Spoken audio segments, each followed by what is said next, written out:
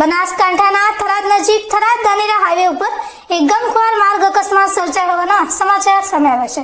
આ અકસ્માત ટ્રેક્ટર અને બાઇક વચ્ચે થયો હતો, જેમાં બાઇક ચાલકનું ઘટના સ્થળે જ કમકમાટીભર્યું મોત નીપજ્યું હતું।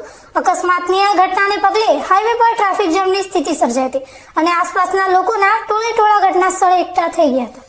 અકસ્માતની જાણ થતાં જ થરાદ પોલીસ અને 108 એમ્બ્યુલન્સની ટીમ તાત્કાલિક ઘટના સ્થળે પહોંચી હતી। પોલીસે પરિસ્થિતિ પર કાબુ મેળવી ટ્રાફિક પૂર્વવત કરવાની કામગીરી હાથ ધરી હતી, જ્યારે મૃતક બાઇક ચાલકના મૃતદેહને પોસ્ટમોર્ટમ માટે સરકારી હોસ્પિટલમાં ખસેડવામાં આવ્યો છે।